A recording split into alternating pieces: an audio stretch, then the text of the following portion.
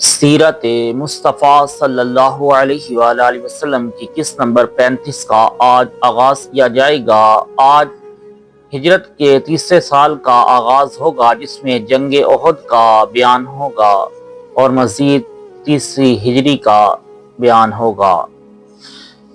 جنگ احد اس سال کا سب سے بڑا واقعہ جنگ احد ہے۔ احد ایک پہاڑ کا نام ہے جو مدینہ منورہ سے تقریباً 3 میل دور ہے۔ چونکہ حق و باطل کا یہ عظیم معرکہ اسی پہاڑ کے دامن میں درپیش ہوا، اسی لیے یہ جنگ غزوہ احد کے نام سے مشہور ہے۔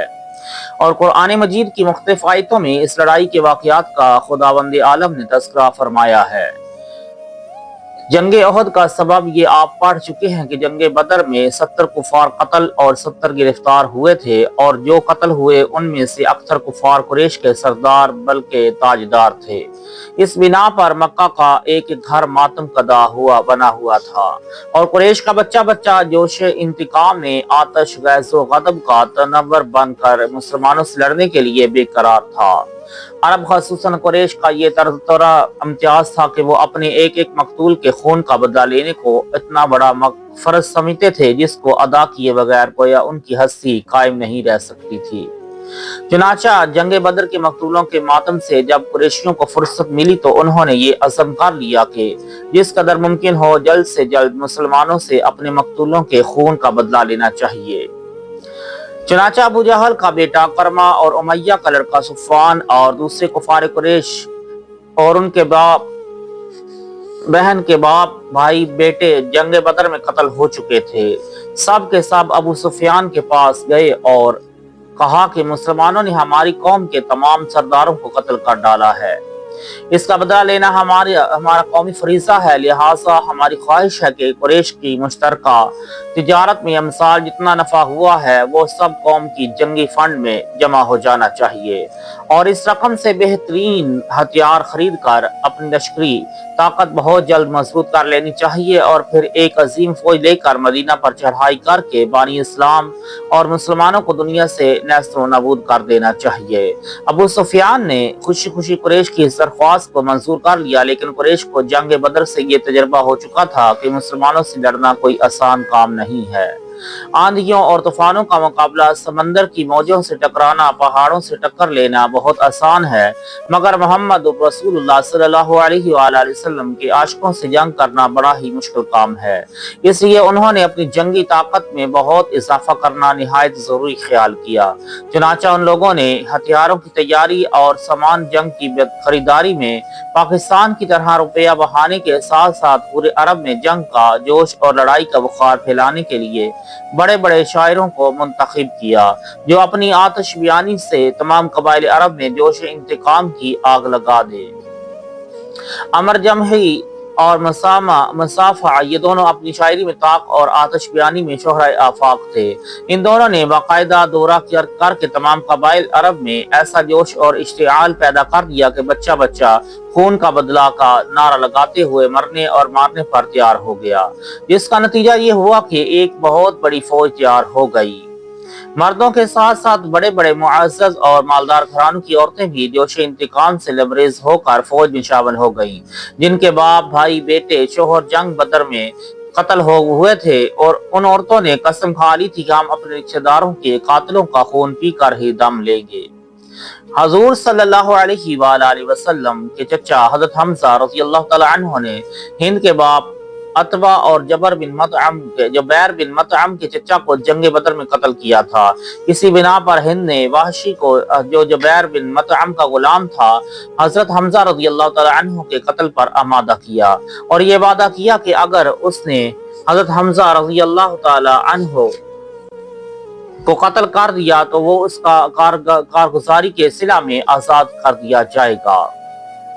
الغرض بے پناہ جوش و خروش اور انتہائی تیاری کے ساتھ لشکر کفار مکہ سے روانہ ہوا، اور ابو سفیان اس لشکر جرار کا سپہ سالار بنا۔ حضور نبی رحمت صلی اللہ علیہ وآلہ وسلم کے چچا عباس رضی اللہ تعالی عنہ، جو خفیہ طور پر مسلمان ہو چکے تھے اور مکہ میں رہتے تھے، انہوں نے ایک خط لکھ کر حضور صلی اللہ علیہ وآلہ وسلم کو کفار قریش کی لشکر کشی سے مطلع کر دیا۔ جب آپ کو یہ خوفناک خبر ملی تو آپ نے 5 شوال 3 ہجری کو حضرت عدی بن فضالہ رضی اللہ تعالی عنہ کے دونوں لڑکوں حضرت انس اور حضرت مورس رضی اللہ تعالی عنہما کو جاسوس بنا کر کفار قریش کے لشکر کی خبر لانے کے لیے روانہ فرمایا۔ چنانچہ ان دونوں نے آ کر یہ پریشان کن خبر سنائی کہ ابو سفیان کا لشکر مدینہ کے بالکل قریب آ گیا ہے اور ان کے گھوڑے مدینہ کی چراگاہ عریض کی تمام گھاس چر گئے۔ یہ خبر سن کر 14 شوال 3 ہجری جمعہ کی رات میں حضرت سعد بن معاذ و حضرت سید بن حضیر اور حضرت سعد بن عبادہ رضی اللہ تعالی عنہ ہتھیار لے کر چند انصاریوں کے ساتھ رات بھر کاشانہ نبوت کا پہرا دیتے رہے اور شہر نبوت کے اہم ناکوں پر بھی انصار کا پہرا بٹھا دیا گیا۔ صبح کو حضور صلی اللہ علیہ وآلہ وسلم نے انصار و مہاجرین کو جمع فرما کر مشورہ طلب فرمایا کہ شہر کے اندر رہ کر دشمنوں کی فوج کا مقابلہ کیا جائے یا شہر سے باہر نکل کر میدان میں یہ جنگ لڑی جائے۔ مہاجرین عام طور پر اور انصار میں سے بڑے بوڑھوں نے یہ رائے دی کہ عورتوں اور بچوں کو قلعوں میں محفوظ کر دیا جائے یا شہر کے اندر رہ کر دشمنوں کا مقابلہ کیا جائے۔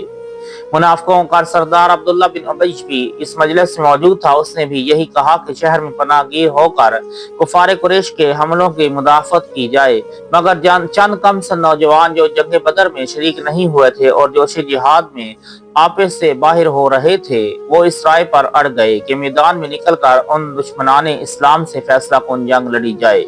حضور نبی رحمت صلی اللہ علیہ وآلہ وسلم نے سب کی رائے سن لی، پھر مکان میں جا کر ہتھیار زیب تن فرمایا اور باہر تشریف لائے۔ اب تمام لوگ اس بات پر متفق ہو گئے کہ شہر کے اندر ہی رہ کر کفار قریش کے حملوں کو روکا جائے گا، مگر حضور نبی رحمت صلی اللہ علیہ وآلہ وسلم نے فرمایا کہ پیغمبر کے لیے یہ ذبح نہیں ہے کہ ہتھیار پہن کر اتار دے یہاں تک کہ اللہ تعالیٰ اس کے اور اس کے دشمنوں کے درمیان فیصلہ فرما دے۔ اب تم لوگ خدا کا نام لے کر میدان میں نکل پڑو، اگر تم لوگ صبر کے ساتھ میدان جنگ میں ڈٹے رہو گے تو ضرور تمہاری فتح ہوگی۔ پھر حضور نبی رحمت صلی اللہ علیہ وآلہ وسلم نے انصار کے قبیلہ اوس کا جھنڈا حضرت اسید بن حضیر رضی اللہ تعالی عنہ کو اور قبیلہ خزرج کا جھنڈا حضرت حباب بن منذر رضی اللہ تعالی عنہ کو اور مہاجرین کا جھنڈا حضرت علی رضی اللہ تعالی عنہ کو دیا اور 1000 کی فوج لے کر مدینہ سے باہر نکلے۔ شہر سے نکلتے ہی آپ نے دیکھا کہ فوج چلی آ رہی ہے۔ آپ نے پوچھا کہ یہ لوگ کون ہیں؟ لوگوں نے عرض کیا کہ یا رسول اللہ، یہ رئیس المنافقین عبداللہ بن ابی کے حلیف یہودیوں کا لشکر ہے جو آپ کی امداد کے لیے آ رہا ہے۔ آپ نے فرمایا کہ ان لوگوں سے کہہ دو کہ واپس لوٹ جائیں، ہم مشرکوں کے مقابلہ میں مشرکوں کی مدد نہیں لیں گے۔ چنانچہ یہودیوں کا یہ لشکر واپس چلا گیا۔ پھر عبداللہ بن ابی منافقوں کا سردار بھی جو 300 آدمیوں کو لے کر حضور صلی اللہ علیہ وآلہ وسلم کے ساتھ آیا تھا، یہ کہہ کر واپس چلا گیا کہ محمد صلی اللہ علیہ وآلہ وسلم نے میرا مشورہ قبول نہیں کیا اور میری رائے کے خلاف میدان میں نکل پڑے، لہٰذا میں ان کا ساتھ نہیں دوں گا۔ عبداللہ بن ابی کی بات سن کر قبیلہ خزرج میں سے بنو سلمہ کے اور قبیلہ اوس میں سے بنو حارثہ کے لوگوں نے بھی واپس لوٹ جانے کا ارادہ کر لیا، مگر اللہ تعالیٰ نے لوگوں کے دلوں میں اچانک محبت اسلام کا ایسا جذبہ پیدا فرما دیا کہ ان لوگوں کے قدم جم گئے۔ چنانچہ اللہ تعالیٰ نے قرآن مجید میں ان لوگوں کا تذکرہ فرماتے ہوئے ارشاد فرمایا کہ اذ ہم طائفتان منکم ان تفشلا واللہ ولیہما وعلی اللہ فلیتوکل المؤمنون، جب تم میں کے دو گروہوں کا ارادہ ہوا کہ نامردی کر جائیں اور اللہ ان کا سنبھالنے والا ہے اور مسلمانوں کو اللہ ہی پر بھروسہ کرنا چاہیے۔ اب کو حضور صلی اللہ علیہ وآلہ وسلم کے لشکر میں کل 700 صحابہ رہ گئے، جن میں کل 100 ذرہ پوش تھے اور کفار کی فوج میں 3000 اشرار کا لشکر تھا، جن میں 700 ذرہ پوش جوان، 200 گھوڑے، 3000 اونٹ اور 15 عورتیں تھیں۔ شہر سے باہر نکل کر حضور صلی اللہ علیہ وآلہ وسلم نے اپنی فوج کا معائنہ فرمایا اور جو لوگ کم عمر تھے ان کو واپس لوٹا دیا کہ جنگ کے ہولناک موقع پر بچوں کا کیا کام۔ مگر جب حضرت رافع بن خدیج رضی اللہ تعالی عنہ سے کہا گیا کہ تم بہت چھوٹے ہو، تم بھی واپس چلے جاؤ، تو وہ فوراً انگوٹھوں کے بل تن کر کھڑے ہو گئے تاکہ ان کا قد اونچا نظر آئے۔ چنانچہ ان کی یہ ترکیب چل گئی اور وہ فوج میں شامل کر لیے گئے۔ حضرت سمرہ